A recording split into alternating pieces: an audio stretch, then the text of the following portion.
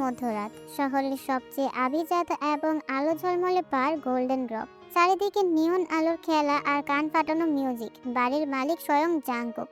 আজ সে নিজের বাড়ির এক কোণে ভিআইপি টেবিল দখল করে বসে আছে। তার চারপাশে ঘিরে আছে একদল সুন্দরী মেয়ে।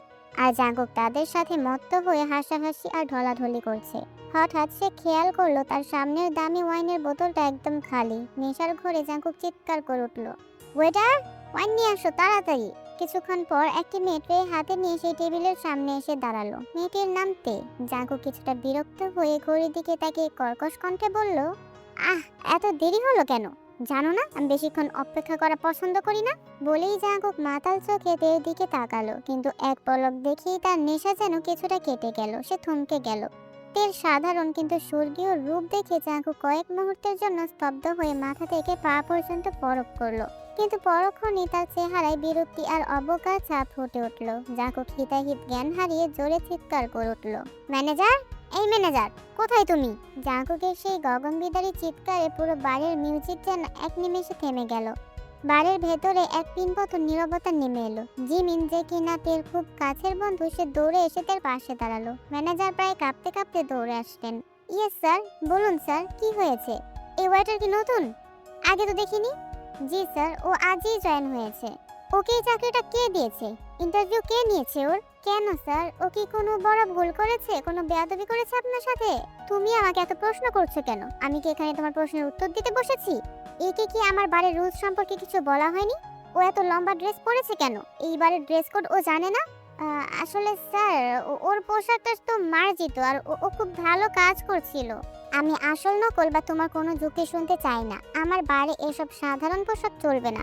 রুলস মানে রুলস। এখানে কাজ করতে হলে আমার স্টাইল ফলো করতে হবে। কেউ যদি সেটা মানতে না পারে তবে তাকে এখনই ঘাড় ধাক্কা দিয়ে বের করে দাও। I want her out. ঠিক সেই মুহূর্তে সেখানে লিসা এসে হাজির হলো। সে জাংকুকের কাঁধে হাত রেখে আদুরে গলায় বলল, জাংকুক ডার্লিং, তুমি এত রেগে আছো কেন বেবি? একটা সাধারণ ওয়েটারের জন্য নিজের মুড নষ্ট করো না।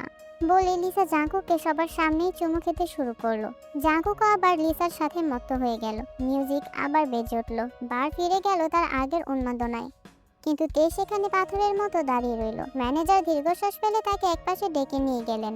দেখো তে, আমি দুঃখিত। আমি তোমাকে সাহায্য করতে চেয়েছিলাম, কিন্তু জাংকুক স্যারের মেজাজ দেখলে এখন আমি আর কোনো হেল্প করতে পারবো না।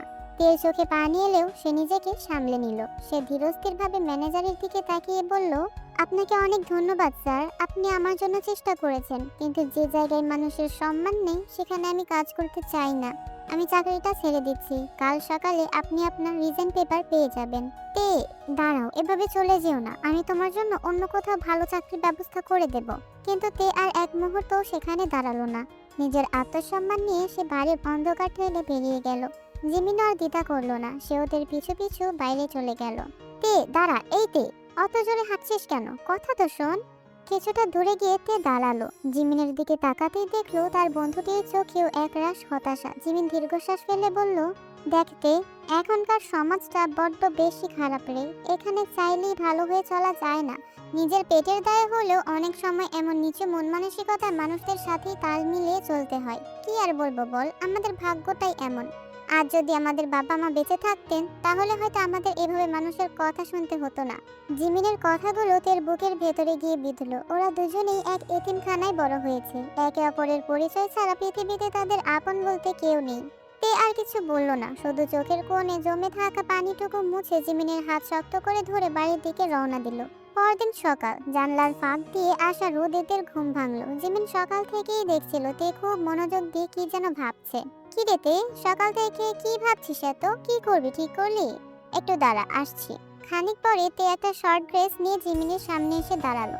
ড্রেসটা ছোট হলেও তাতে একটা মার্জিত ভাব ছিল, যা তের ব্যক্তিত্বের সাথে বেশ মানিয়ে গেছে। জিমিন ওকে আপাদমস্তক দেখে চোখ কপালে তুলে বলল, বাপ রে, এই ড্রেস পরে যাবি? ওই খেকশিয়াল তো তোকে এই অবস্থায় দেখলে আরো বেশি ঘেউ ঘেউ করবে রে।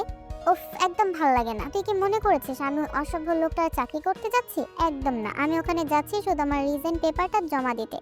আর শোন, আমি অলরেডি একটা কফি শপে নতুন চাকরির ব্যবস্থা করে ফেলেছি। তুই কি ভেবেছিস আমি ওই খেকশিয়ালের খোয়ারে কাজ করার জন্য বসে থাকবো? বদমাশ একটা। তের আত্মবিশ্বাস দেখে জিমিন হেসেই ফেললো। সে একগাল হেসে তের হাত ধরে বলল, ওহ, তাহলে তো দারুণ খবর। কালকের ওই ঘটনার পর আমি আর ওখানে থাকতে চাচ্ছি না। তুই যখন নতুন পথ খুঁজে পেয়েছিস তখন আমার জন্য একটা চাকরির খোঁজ করিস কিন্তু। তে হাসলো। দুই বন্ধু মিলে ঠিক করলো তারা মাথা নত করে নয় বরং মাথা উঁচু করেই বাঁচবে। তে তার নতুন গন্তব্যের দিকে বেশ দ্রুত গতিতে হাঁটছিল। মনের ভেতর একরাশ আনন্দ আর জেদ, কারণ সে ওই অসভ্য জাঙ্কুকের বাড়ির চাকরিটা চিরতরে তুচ্ছ করতে এসেছে। রাস্তায় হালকা দৌড়ানোর সময় সে খেয়ালই করেনি উল্টো দিক থেকে একটি কালো রঙের মার্সিডিজ তেজি গতিতে আসছে। হঠাৎ এক বিকট আওয়াজ, ব্রেক কষার শব্দ ছাপিয়ে তের আর্তনাদ শোনা গেল। গাড়ির সাথে ধাক্কা খেয়ে তে রাস্তায় ছিটকে পড়ল। তার মাথাটা রাস্তার পাশে পড়ে থাকা আইল্যান্ডে গিয়ে লাগে এবং সে মুহূর্তেই জ্ঞান হারিয়ে ফেলে। জাকুব দ্রুত গাড়ি থেকে নেমে এলো। বিরক্তি নিয়ে নিচু হয়ে তাকাতেই তার ভ্রু কুঁচকে গেল। আরে, এ তোমার বাড়ির সেই মেয়েটা যার জন্য কাল রাতে এত ঝামেলা হলো। সে লক্ষ্য করলো তের শিথিল হাতের মুঠোয় একটা সাদা খাম ধরা। জাঙ্কুক খামটা নিজের হাতে নিয়ে পকেটে রাখলো। তের কপাল দিয়ে রক্ত গড়িয়ে পড়তে দেখে সে আর দেরি না করে তাকে পাচাকোলা করে গাড়িতে উঠিয়ে নিল। দ্রুত হাসপাতালে পৌঁছে থেকে ভর্তি করিয়ে দিল সে। হাসপাতালের সমস্ত বিল পরিশোধ করার পর জাঙ্কুক তের কেবিনে গিয়ে তার বালিশের পাশে কিছু টাকা রেখে দিল। তারপর একটা ছোট কাগজে দ্রুত কয়েকটা কথা লিখে সে নিজের কাজে বেরিয়ে গেল। প্রায় 4 ঘন্টা পর তের জ্ঞান ফিরল। চোখ খুলে তাকাতে সাদা ছাদ আর চারপাশে ঔষধের গন্ধ পেয়ে সে বুঝতে পারলো সে হাসপাতালে। মাথার ব্যান্ডেজে হাত দিতেই যন্ত্রণায় কোকিয়ে উঠল সে। আহ, কি অসহ্য ব্যথা! এটা আবার কোন অসভ্য বদমাশ ড্রাইভার ছিল কে জানে, সামনে মানুষ দেখেও গাড়ি থামাতে পারে না নাকি। এই যন্ত্রণায় ছটফট করতে করতে একটু পাশ ফিরতেই দেখলো বালিশের পাশে কিছু টাকা আর একটা ছোট চিরকুট রাখা। সে কাগজটা খুলে পড়তে শুরু করলো। চিরকুটে লেখা, এই টাকাগুলো দিয়ে নিজের মেডিসিন কিনে নিয়েন। এই টাকাগুলো দিয়ে মেডিসিন নিয়েন, একটা সরি বলার মুরুদ নেই। বদমাশ একটা, ভেবেছে টাকা দিলে সব সমাধান হয়ে যাবে। উফ, মাথাটা ফেটে যাচ্ছে ব্যথায়। তে কিছুক্ষণ বিশ্রাম নিয়ে সে টাকাগুলো ব্যাগে ভরে খুঁড়িয়ে খুঁড়িয়ে নিজের বাড়ির দিকে রওনা দিল। ওদিকে জাঙ্কু কাজ শেষ করে অনেক রাতে বাড়ি ফিরেছে। তের হাত থেকে নেওয়া সেই খামটার কথা সে একদম ভুলেই গিয়েছিল। গোসলের জন্য ড্রেস পরিবর্তন করার সময় সে নিজের প্যান্টটা বিছানার উপর ছুঁড়ে মারলো। তখনই পকেট থেকে সাদা খামটা ছিটকে মেঝের উপর পড়লো। আহ, এই রে, খামটা তো হাসপাতালে মেয়েটার কাছে দিয়ে আসতে ভুলেই গিয়েছি। সে কৌতূহল নিয়ে খামটা তুলে নিল এবং ভেতর থেকে কাগজটা বের করে আনলো। কাগজের উপরে বড় বড় করে লেখা রিজাইন পেপার। তের সেই জেদি চেহারাটা এক মুহূর্তের জন্য জাঙ্কুকের চোখের সামনে ভেসে উঠলো। সে হালকা একটা ব্যঙ্গাত্মক হাসি দিয়ে বিড়বিড় করলো, চাকরি ছেড়ে দিচ্ছ? এতই যখন ইগো, তাহলে আমার বাড়ি আসতেই বা গেলে কেন? বলে সে অবজ্ঞা ভরে পেপারটা টেবিলের এক কোণে ছুঁড়ে ফেলে দিল। কিন্তু অবচেতন মনে তার বারবার মনে হতে লাগলো মেয়েটা কাল থেকে আজ পর্যন্ত তাকে 2 বার ইগনোর করলো। একবার বারে আর এবার এই পদত্যাগপত্রের মাধ্যমে। জাঙ্কুক ফ্রেশ হয়ে টাওয়াল দিয়ে চুল মুছতে মুছতে নিজের ড্রয়িং রুমে এসে সোফায় ধপ করে বসে পড়লো। তার মাথায় তখন তের সেই জেদি চাহনি আর ওই রিজেন্ট পেপারটা ঘুরপাক খাচ্ছে। হঠাৎ তার মেজাজটা আবার বিগড়ে গেল। সে চিৎকার করে তার অ্যাসিস্ট্যান্টকে ডাকতে লাগলো। অ্যাসিস্ট্যান্ট, এই সুগা, এই মাথামোটা অ্যাসিস্ট্যান্টের বাচ্চা, কোথায় গেলি তুই? জাঙ্কুকের ডাক শুনে সুগা প্রায় হোঁচট খেতে খেতে ড্রয়িং রুমে দৌড়ে এলো। জাঙ্কুক রেগে গেলে যে কি করতে পারে সেটা সুগার চেয়ে ভালো আর কেউ জানে না। জি স্যার, ইয়েস স্যার, বলুন স্যার, কি হয়েছে? টেবিলে থাকা রিজাইন পেপারটা দেখে ইশারা করে জাঙ্কুক বলল, আমার বাড়ি কাল যে মেয়েটা জয়েন করেছিল তার নাম তে। এই মেয়ে 14 গোষ্ঠীর ডিটেলস আমার চাই। ও কোথায় থাকে, কি করে, আগে কোথায় ছিল, সব। 1 ঘন্টার মধ্যে সব ইনফরমেশন আমার টেবিলে থাকা চাই। ওকে আমি দেখে নেব। জাঙ্কুকের হুকুম পাওয়া মাত্র সুগা কাজে লেগে পড়ে। কিছুক্ষণের মধ্যেই সে তের জীবনের সব খুঁটিনাটি তথ্য জোগাড় করে জাঙ্কুকের সামনে এনে হাজির করলো।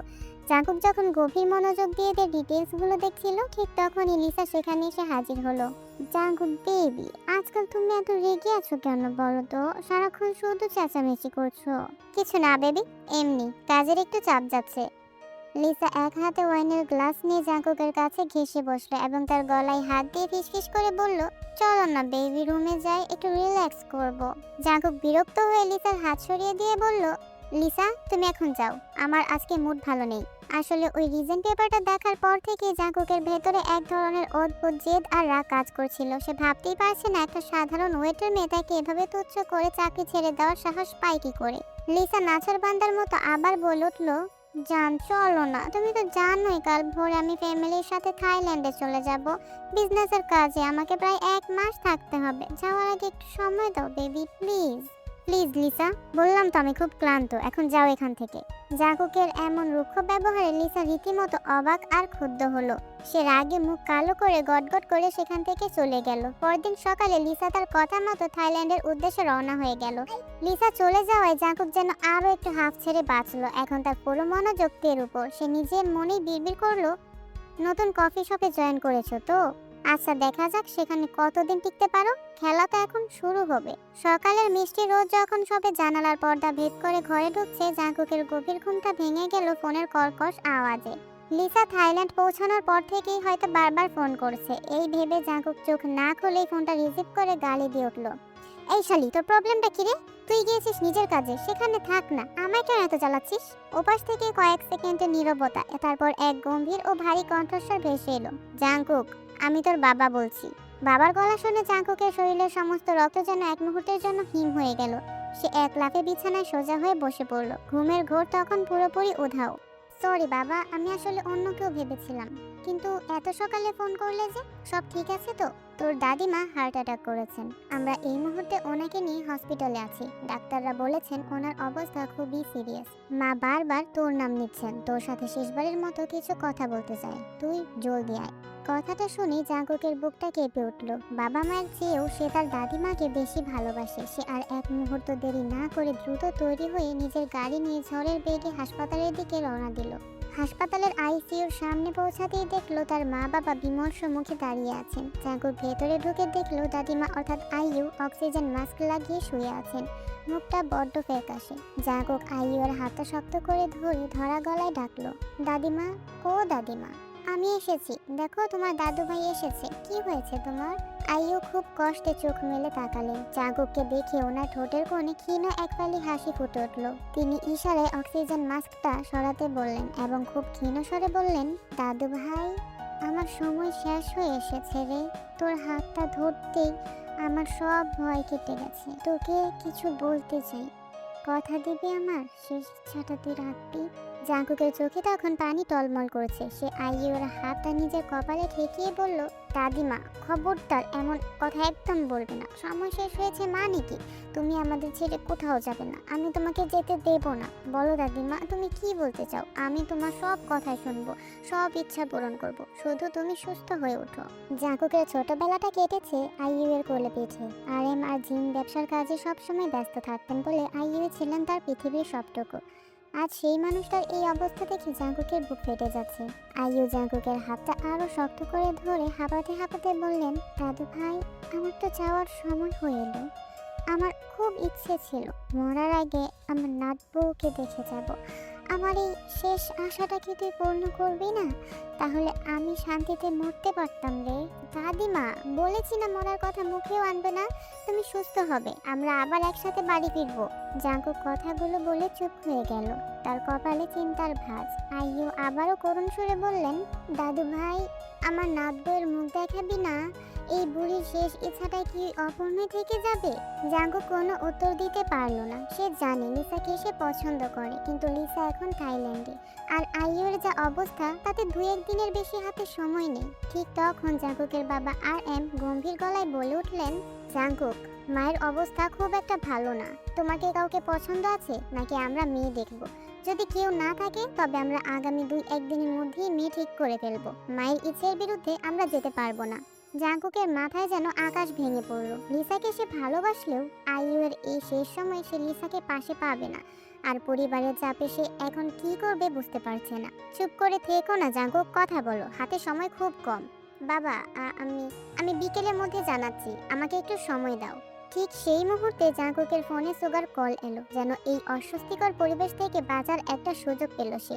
জাঙ্কুক দ্রুত কেবিন থেকে বেরিয়ে করিডোরে গিয়ে ফোনটা রিসিভ করলো। হ্যালো স্যার, ওই মেয়েটার মানে তের সব ডিটেলস আমি পেয়ে গেছি। ও এখন কোথায় আছে আর কি করছে সব আমি জানি। জাঙ্কুকের চোখের সামনে তের সে জেদি আর মায়াবী চেহারাটা একবার ভেসে উঠলো। তার মাথায় তখন একটা পাগলাটে বুদ্ধি খেলে গেল। ওকে সুগা, আমি আসছি, তুই রেডি থাক। আইইউকে সান্ত্বনা দিয়ে আর বাবা মায়ের কাছ থেকে বিদায় নিয়ে জাঙ্কুক দ্রুত হাসপাতাল থেকে বেরিয়ে নিজের গাড়িতে গিয়ে বসলো।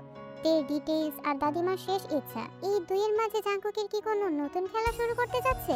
এই নিন স্যার। মেয়েটির ডিটেলস পড়তে গিয়ে আমার নিজেরই খুব খারাপ লাগছে। বেচারি একদম একা, এতিম মেয়ে। পৃথিবীতে নিজের বলতে ওর ওই একমাত্র বন্ধু ছাড়া আর কেউ নেই। এতিম? এতিম শব্দটা শুনে জাঙ্কুকের ঠোঁটের কোণে এক পৈশাচিক আর বাঁকা হাসি ফুটে উঠল। তার মাথায় তখন দাদিমার শেষ ইচ্ছা আর লিসার অনুপস্থিতির সব জট খুলে গেছে। সে বুঝতে পারলো তের মতো কাউকেই তার প্রয়োজন। সুগা, এখনই একটা লিগ্যাল এগ্রিমেন্ট পেপার রেডি কর। 1 মাসের একটা কন্ট্রাক্ট ম্যারেজের পেপার। 1 মাসের কন্ট্রাক্ট ম্যারেজ? স্যার, 1 মাসের কেন? সাধারণত কন্ট্রাক্ট ম্যারেজের আইনি জটিলতা এড়াতে কমপক্ষে 3 থেকে 6 মাস সময় লাগে। আর আপনি হঠাৎ বিয়ে? আচ্ছা, যা ভালো বুঝিস কর, তবে পেপারটা যেন নিখুঁত হয়। আর শোন, ঠিক 1 ঘন্টার মধ্যে পেপারটা আমার টেবিলে চাই। 1 সেকেন্ডও যেন দেরি না হয়। হয়ে যাবে স্যার। সেটা কোনো ব্যাপার না, কিন্তু আপনি কি সিরিয়াস? কিন্তু কি? আমার দিকে এভাবে হা করে তাকিয়ে আছিস কেন? হ্যাঁ, আমি বিয়ে করছি। আর কোনে হচ্ছে ওই জেদি মেয়েটা। তে কি? আপনি? আর ওই মেয়েটা? সুগা প্রথমে থতমত খেয়ে গেল। পরক্ষণে তার মনে হলো, যাক, শেষমেশ তার বসের মাথায় সুবুদ্ধি উদয় হয়েছে, বা কুবুদ্ধি সেটা পরের ব্যাপার। সে উত্তেজনায় আর খুশিতে প্রায় নাচতে নাচতে পেপার রেডি করতে চলে গেল। জাঙ্কুক জানালার বাইরে তাকিয়ে বিড়বিড় করে বলল, তুমি তো বাড়ির চাকরি ছেড়ে দিয়ে বাঁচতে চেয়েছিলে, তাই না তে? এখন দেখা যাক আমার জীবনের এই কন্ট্রাক্ট থেকে তুমি কিভাবে পালাও। খেলাটা এবার আমার ডেরাই হবে। বাবা, আমি ওকে নিয়ে বিকেলের মধ্যেই দাদিমার সাথে দেখা করতে আসবো। ওকে নিয়ে মানে? কাকে নিয়ে আসার কথা বলছো? আরে বাবা, দাদিমা যার কথা বলেছিলেন তার নাত বউকে নিয়ে আসবো। আরএম যেন নিজের কানকেই বিশ্বাস করতে পারলেন না। তিনি খুশিতে আইয়ুর দিকে ঝুঁকে পড়ে বললেন, মা শুনছো, তোমার নাতি বিকেলেই তার পছন্দের মানুষকে নিয়ে তোমার কাছে আসবে। সত্যি বলছিস দাদু ভাই? তুই ওকে নিয়ে আসবি? জাঙ্কুক শুধু ম্লান একটা হাসি দিল, কারণ সে জানে সে এক বিপজ্জনক খেলায় নামছে। 1 ঘন্টা পর সুগা হান্তদান্ত হয়ে জাঙ্কুকের কেবিনে ঢুকলো। তার হাতে তখন সেই কাঙ্ক্ষিত এগ্রিমেন্ট পেপার। স্যার, এই নিন, সব রেডি। একটা কাজ কর, ওই তে নামের মেয়েটার কাছে যা। যেভাবেই হোক এই কাগজে ওর আঙুলের টিপসই নিয়ে আয়। সুগা যেন আকাশ থেকে পড়লো। সে জানতো জাঙ্কুক জেদি, কিন্তু একটা মেয়ের সাথে এভাবে ছলনা করবে সেটা তার কল্পনার বাইরে ছিল। স্যার, এই এতিম মেয়েটার জীবনটা কি এভাবেই নষ্ট করে দেবেন? ও তো কিছুই জানে না। এটা করা কি ঠিক হবে? দেখ সুগা, তোকে এত নীতি কথা ভাবতে হবে না। তুই শুধু তোর ডিউটি পালন কর। আমি যা বলেছি সেটা করলেই হবে। আচ্ছা স্যার, আমি আমার লোক পাঠাচ্ছি, ওরা সই করে নিয়ে আসবে। না, অন্য কেউ এটা পারবে না। আমি চাই তুই নিজে যা। তুই চিনিস ওকে, আর কাজটা কোনো ভুল ছাড়াই হওয়া চাই। যা এখন। সুগা আর কোনো কথা বলল না। সে জানতো জাঙ্কুকের হুকুম অমান্য করার সাহস তার নেই। সে একটা দীর্ঘশ্বাস ফেলে মাথা নিচু করে তের সন্ধানে সেখান থেকে চলে গেল।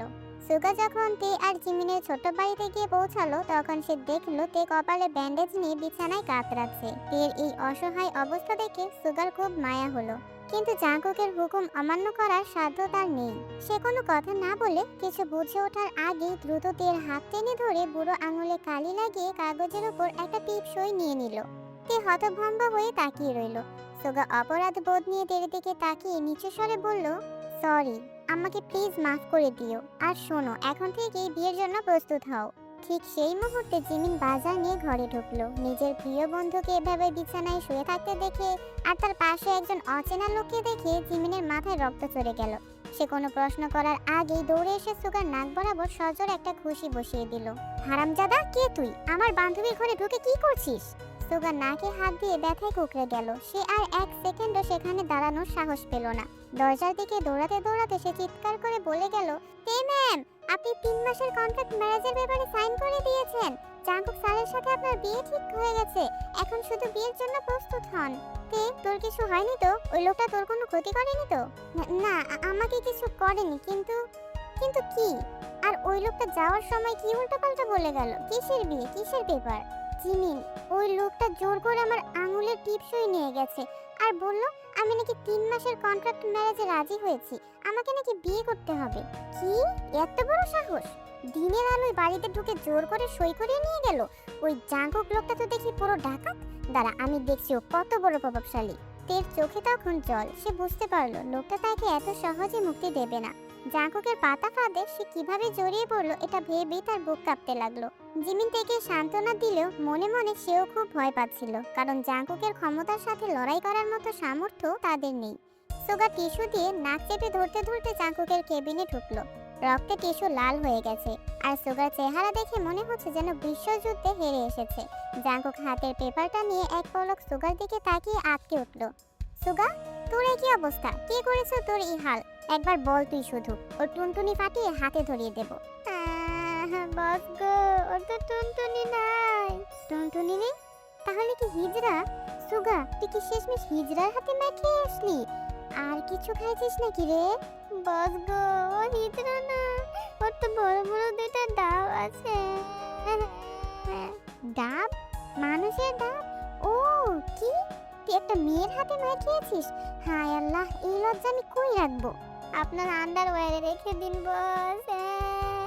এই বেটা, ফাইজলামি করিস?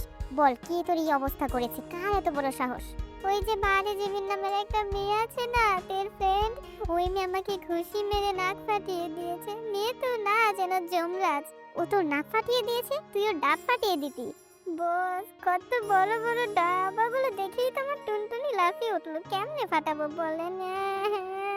এই শালা, নেকা কান্না বন্ধ কর। আর এসব আজে বাজে কথা বলবি না, আমার কলিজায় লাগে। ইস, আমিও যদি দেখতে পারতাম। বস, আপনি তো প্রতিদিনই দেখেন, বাড়ির মেয়েদের দিকে তো আপনার নজর থাকেই। ওহ, মনে নাই রে? আসলে এগুলো দেখতে দেখতে এখন আর ভালো লাগে না, লাইফটা বোরিং হয়ে গেছে। আর এখন তো এই উটকো ঝামেলার বিয়েটা ঘাড়ে এসে পড়লো। জাঙ্কুক তের সই করা কাগজটার দিকে তাকিয়ে আবার একটু হাসলো, মনে মনে ভাবলো, জিমিন যদি এতটা ভয়ঙ্কর হয়, তাহলে তার বন্ধু তেকে কবজা করা খুব একটা সহজ হবে না। কিন্তু জাঙ্কুক তো হাড়ের পাত্র নয়। এদিকে তে আর জিমিনের ছোট্ট ঘরটা কান্নায় ভারী হয়ে উঠেছে। তের চোখ দিয়ে অঝরে জল পড়ছে। সে ভাবতেই পারছে না তার জীবনটা এভাবে কোন মোড়ে গিয়ে দাঁড়াবে।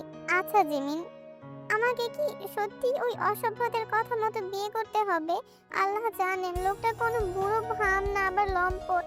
আমার কপালে কি আছে আল্লাহই জানেন। একদম না। তুই কেন বিয়ে করবি? জোর করে টিপসই নিলেই কি জোর করে বিয়ে করা যায় নাকি?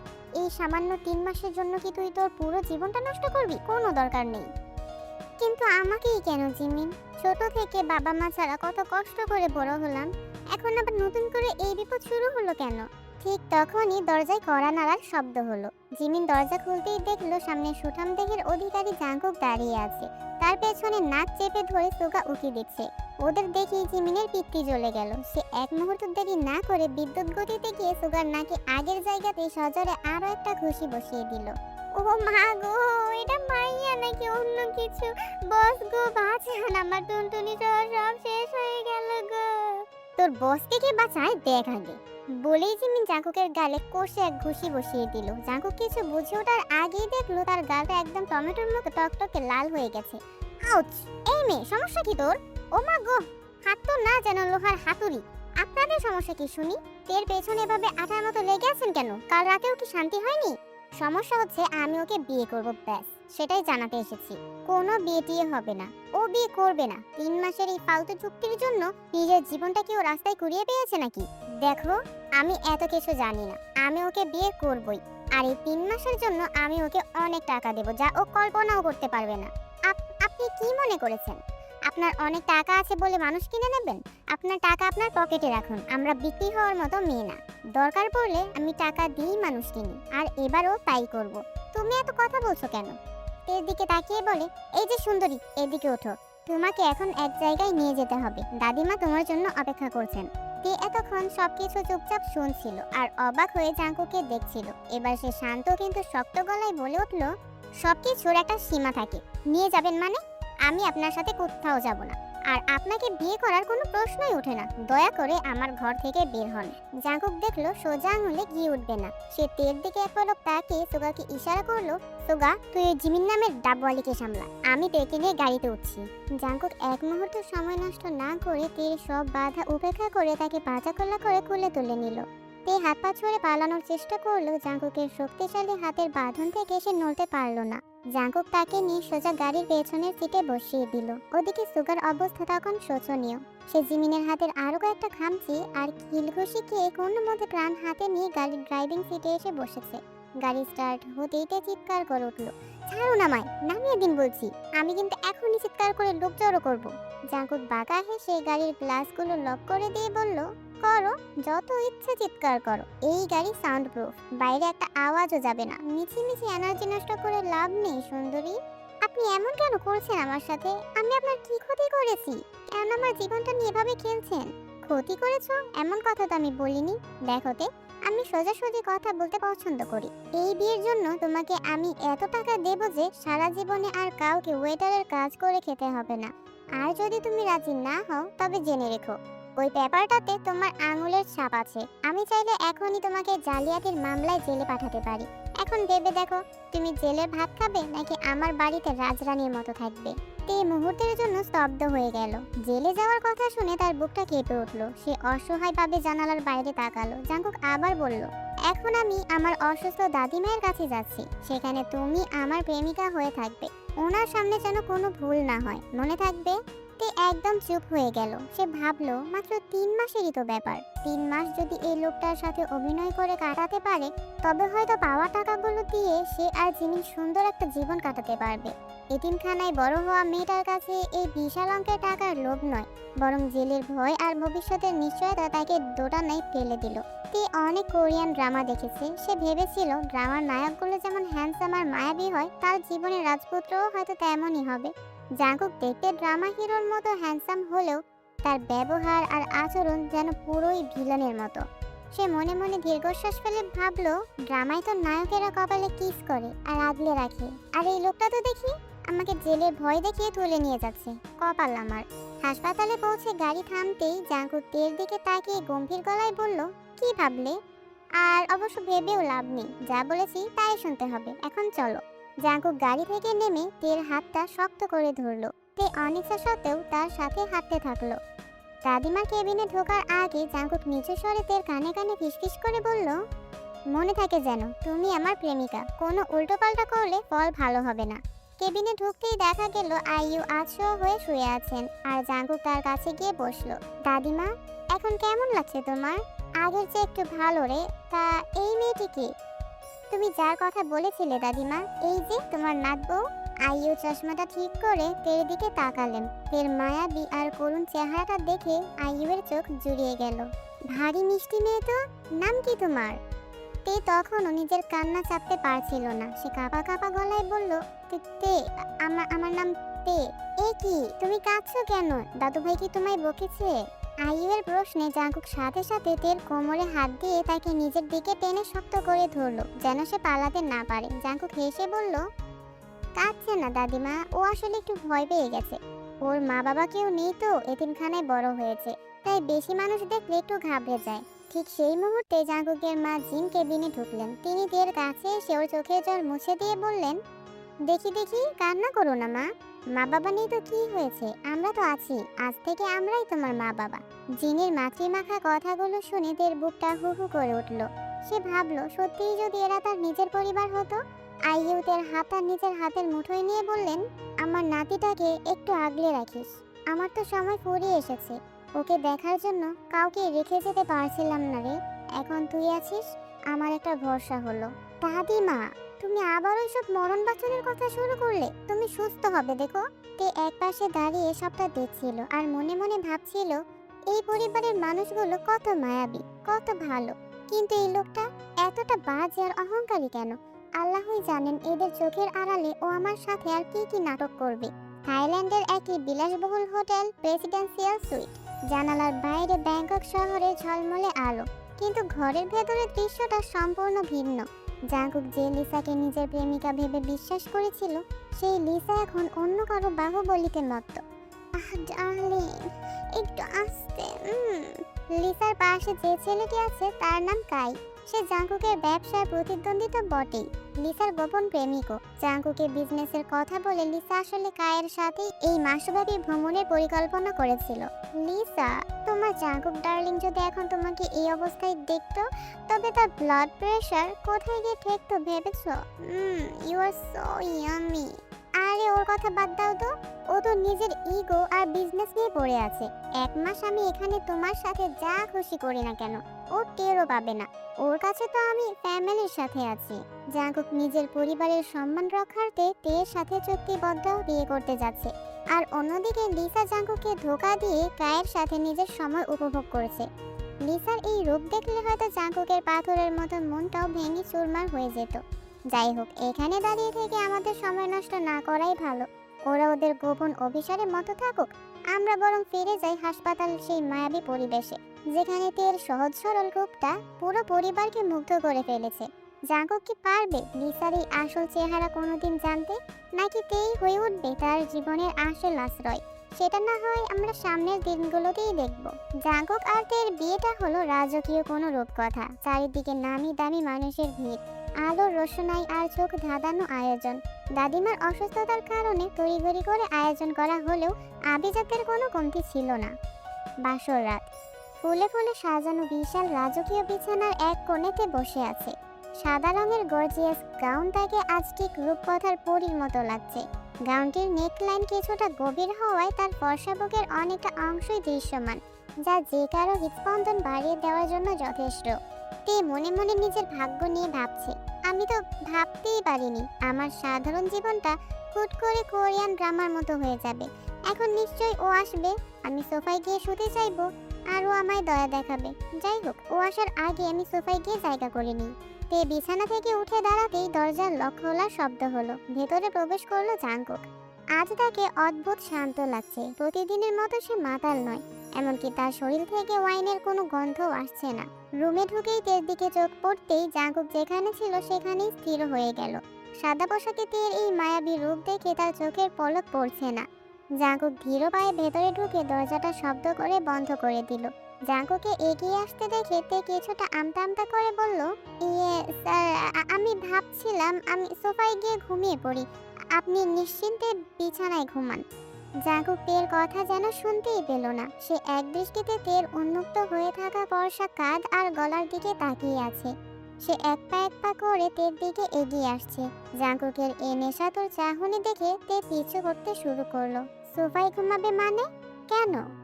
মানে আমি তো অনেক কোরিয়ান ড্রামা দেখেছি, সেখানে কন্ট্রাক্ট ম্যারেজে তো এমনই হয়, নায়ক বিছানায় শোয় আর নায়িকা সোফায় অথবা নিচে। এটা তো চুক্তির বিয়ে, তাই না? জাঙ্কুক তখন তের খুব কাছে এসে দাঁড়িয়েছে। তের গায়ের মিষ্টি সুবাস আর তার শরীরের উষ্ণতা জাঙ্কুকের মস্তিষ্কে এক অদ্ভুত আলোড়ন তৈরি করেছে। তে ভয় পেয়ে বিছানার সাথে লেপ্টে গেল। সে আবারও কাঁপা কাঁপা গলায় বলে উঠল, স্যার প্লিজ, ড্রামায় কিন্তু নায়ক এমন করে কাছে আসে না, আর এমন কিছু করে না। জাঙ্কুক তের খুব কাছে ঝুঁকে এলো। তের ঠোঁটের খুব কাছাকাছি মুখ নিয়ে এসে ফিসফিস করে বলল, তে, এটা কোনো কোরিয়ান ড্রামা নয়, এটা বাস্তব জীবন। আর আমি যা করি তা কোনো ড্রামা স্ক্রিপ্ট মেনে করি না। জাঙ্কুকের নিঃশ্বাস তীর মুখে আছড়ে পড়ছে। তে চোখ বন্ধ করে শক্ত হয়ে দাঁড়িয়ে রইল। জাঙ্কুক কোনো কথা না বলে তেকে এক ঝটকায় কোলে তুলে নিয়ে ফুলের চাদরে ঢাকা বিছানায় শুইয়ে দিল। তে পালানোর চেষ্টা করছিল, কিন্তু জাঙ্কুকের শরীরের ভার আর পেশিবহুল হাতের কাছে সে ছিল অসহায়। জাঙ্কুক তের গলার ভাঁজে মুখ গুজে দিতেই তের সারা শরীরে এক অজানা শিহরণ কেঁপে উঠল। তার প্রতিটি লোম খাড়া হয়ে গেছে। ভয়ে এবং উত্তেজনায় সে যেন পাথর হয়ে গেছে। জাঙ্কুক তের গলার নরম চামড়ায় নিজের উষ্ণ নিঃশ্বাস ছাড়ছে, আর মাঝে মাঝেই আলতো করে নিজের দাঁত বসিয়ে দিচ্ছে। তের মুখ দিয়ে কোনো কথা বের হচ্ছে না, সে যেন বাকরুদ্ধ হয়ে গেছে। জাঙ্কুক ধীরে ধীরে নিচে নেমে তের উন্মুক্ত বুকের নরম অংশে কিস করতে শুরু করলো। তে বাধা দেওয়ার চেষ্টা করতেই জাঙ্কুক উঠে বসে তের চোখের দিকে তাকিয়ে নেশাতুর গলায় বলল, মিছে মিছে বাধা দিচ্ছ কেন? তুমি এখন আইনাথ আমার বউ, আর আজ আমাদের বাসর রাত। এই অধিকার এখন আমার। So don't stop me baby. কথাটা বলেই জাঙ্কুক তের ড্রেসের চেইনটা টেনে নামিয়ে দিল। তের শরীরটা উন্মুক্ত হতেই জাঙ্কুক তার বুকের এক পাশে সজোর একটা বাইট দিল বসিয়ে। যন্ত্রণায় আর ঘোরের মধ্যে তে চিৎকার করে উঠল, আহ স্যার, খুব লাগছে আমার, প্লিজ। মাত্র তো শুরু করলাম জান, আরো তো অনেক কিছু বাকি। So control yourself. জাঙ্কুক তে দুই হাত মাথার উপরে চেপে ধরে তার গোলাপি নিপলগুলো নিজের মুখে পরে নিল। কখনো চুষছে, আবার কখনো জিভ দিয়ে খেলা করছে। তে যন্ত্রণায় আর সুরসুরিতে ছটফট করছিল, কিন্তু জাঙ্কুকের বাঁধন ছিঁড়তে পারছিল না। জাঙ্কুকের ঠোঁট তের পেট বেয়ে নিচে নেমে নাভির কাছে আসতেই সে সেখানে একটা কামড় বসালো। তের শরীরের প্রতিটি শিরা যেন জ্বলে উঠল। সে চোখ বুজে থরথর করে কাঁপছে। জাঙ্কুক এবার তের মূল স্পর্শকাতর অংশে নিজের ঠোঁট ছোঁয়ালো। তে শিউরে উঠে পিঠটা বিছানা থেকে উঁচু করে ফেললো। সে যেন কথা বলাই ভুলে গেছে, শুধু অস্ফুট এক আর্তনাদ বেরিয়ে আসছে তার গলা দিয়ে। এরপর জাঙ্কুক নিজের নিয়ন্ত্রণ হারিয়ে তার জুনিয়র জাঙ্কুককে তের মূল অংশের প্রবেশদ্বারে স্পর্শ করালো। তের সারা শরীর যেন বিদ্যুৎ স্পর্শ হলো। না স্যার, আর পারছি না। জাঙ্কুকের কানের কাছে মুখ নিয়ে ফিসফিস করে বলল, relax baby, just feel me. জাঙ্কুকের দুই পা নিজের কাঁধের উপর তুলে নিয়ে পরম তৃপ্তিতে তে শরীরের প্রতিটি ভাঁজে নিজের ঠোঁট আর জিভের ছোঁয়া বুলিয়ে দিল। তে তখন ঘোরের মধ্যে ব্যথা আর এক অদ্ভুত ভালো লাগার দোটানায় সে যেন নীল হয়ে যাচ্ছে। জাঙ্কুক তার জুনিয়র জাঙ্কুককে তে শরীরে প্রবেশ করানোর চেষ্টা করছিল, কিন্তু তে এতটাই কুমারী ছিল যে বারবার ব্যর্থ হতে হচ্ছিল। অবশেষে অনেকটা জোর খাটিয়ে জাঙ্কুক সক্ষম হলো। ঘরের নিস্তব্ধতা ভেঙে তের আর্তনাদ বেরিয়ে এলো। ও স্যার, স্যার অনেক লাগছে, ছেড়ে দিন প্লিজ। যন্ত্রণায় তেরে চোখ দিয়ে নোনা জল গড়িয়ে পড়ল। জাঙ্কুক তের কানের কাছে মুখ নিয়ে গোঙানোর স্বরে বলল, এত টাইট তে, তুমি আমায় পাগল করে দিচ্ছ। বেশ কিছুক্ষণ সেই উত্তপ্ত ব্যায়াম, আশা করি সবাই বুঝে গেছো তারা কোন ব্যায়াম করছে, চলার পর জাঙ্কুক তৃপ্তির নিঃশ্বাস ফেলে তের পাশে গা এলিয়ে দিল। সারা ঘর তখন তাদের দুজনের দ্রুতগতির নিঃশ্বাসে ভারী হয়ে আছে। জাঙ্কুক তের কপালে মায়া ভরা একটা চুমু খেলো, তার চেহারায় এক অন্যরকম প্রশান্তি। হায়, জীবনে এত তৃপ্তি আমি এর আগে কোনোদিন পাইনি। এর আগে যা ছিল সব যেন বিষ ছিল, আর তুমি যেন অমৃত। জাঙ্কুক তেকে নিজের বুকের সাথে শক্ত করে জড়িয়ে ধরলো। তের চুলে বিলি কাটতে কাটতে সে ফিসফিস করে বলল, সরি জান, আমি হয়তো প্রথমবার একটু বেশি জোরাজুরি করেছি। তোমার হয়তো খুব লেগেছে, একটু জিরিয়ে নাও। আমি কথা দিচ্ছি এরপর আর কষ্ট দেব না, অনেক মজা দেব। বাসরাতের সেই আনন্দ আর উত্তেজনার স্রোত যেন থামবার নাম নেই। সারা রাত ধরে চলল সেই ভীষণ ভীষণ খেলা। তে ক্লান্ত হয়ে জাঙ্কুকের বুকেই ঘুমিয়ে পড়ল, কিন্তু জাঙ্কুকের নেশা যেন কিছুতেই কাটছিল না। পরদিন সকালে জাঙ্কুক এবং তে ব্রেকফাস্ট শেষ করে আইইউ এর ঘরে যায়। তের হাঁটা চলায় একটা আড়ষ্টতা আর অস্বস্তি পরিষ্কার বোঝা যাচ্ছিল, যা দেখে আইইউ মুচকি হাসছিলেন। কিরে নাগবো, হাঁটতে খুব অসুবিধে হচ্ছে বুঝি? হ্যাঁ। আইইউ এর কথায় তে একদম লজ্জায় লাল হয়ে মাথা নিচু করে ফেললো। কাল রাতের সব স্মৃতি ওর চোখের সামনে ভেসে উঠছিল। জাঙ্কুক আইইউর দিকে তাকিয়ে একগাল হেসে গর্বের সাথে বলল, দাদিমা দেখলে তো আমি পেরেছি বলো? দাদু ভাই আমার, বিড়াল তো দেখি প্রথম রাতেই ভালোই মেরেছিস। এভাবেই হাসি ঠাট্টার মধ্য দিয়ে শুরু হলো তাদের নতুন জীবন। এর মধ্যে তারা বেশ কয়েকদিন হানিমুনে কাটিয়ে এলো। তের সহজ সরল ব্যবহারে বাড়ির সবাই তাকে খুব আপন করে নিল। দেখতে দেখতে 4 মাস কেটে গেছে। জাঙ্কুক তের মায়ায় এতটাই ডুবেছিল যে লিসার কথা তার মাথায় খুব একটা আসতোই না। এদিকে লিসা থাইল্যান্ডে কায়ের সাথে নিজের ইচ্ছে মতো সময় কাটিয়ে 4 মাস পর দেশে ফিরেছে। 1 মাসের কথা বলে সে 4 মাস কাটিয়েছে শুধু কায়ের সাথে থাকার জন্য। সে ভেবেছিল জাঙ্কুক হয়তো তার জন্য পাগল হয়ে থাকবে, কিন্তু জাঙ্কুক তো তখন নিজের সাজানো সংসারে মত্ত। অন্যদিকে তের শরীরে ইদানিং কিছু পরিবর্তন দেখা দিচ্ছিল।